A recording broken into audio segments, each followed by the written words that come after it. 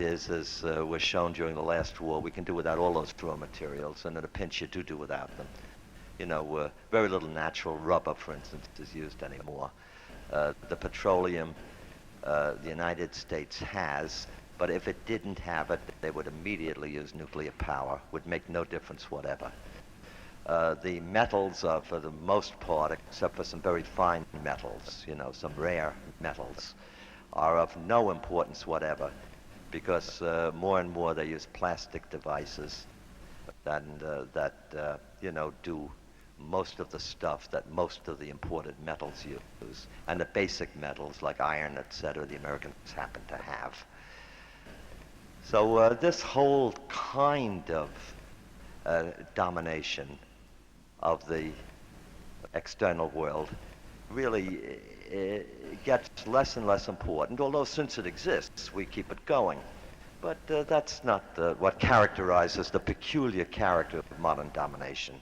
The peculiar character of modern domination is the following, and this applies both in Harlem and in underdeveloped countries, and it applies with regard to, I'm afraid, all of the big powers, is that they want these people to shut up. See, these people don't belong in this lovely, high technological, interesting system. They are unnecessary. We don't need them really. We don't need their labor. Finally, we don't need their raw materials. But unfortunately, they are people who, when they starve, get rambunctious. See, and why don't they shut up? See, why do they exist? I can tell you frankly that the real inner policy of the United States upper class, and I don't mean the upper class, I mean the great majority of the people, with regard to the Negroes, is not racist at all. The aim, there's nothing against the Negroes, if only they would go in the middle of the Atlantic Ocean and drown. You see, that's different. It's a different attitude. What a bore, you know, why don't they go away? Now, that's clearly the only possible explanation of the Vietnam War. You know, really, why don't they go away? Why, and this is the American attitude.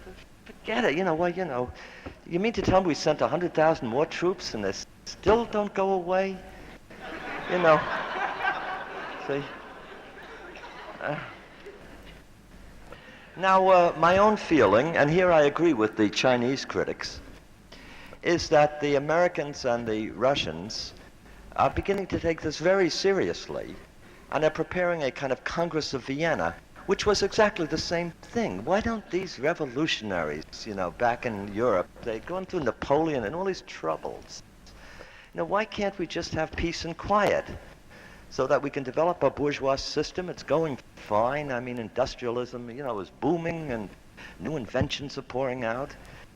And then what do these people come making? They're always making trouble. So the great powers of Europe all got in concert at Vienna and made a general agreement that nothing was supposed to happen, ever, ever, ever.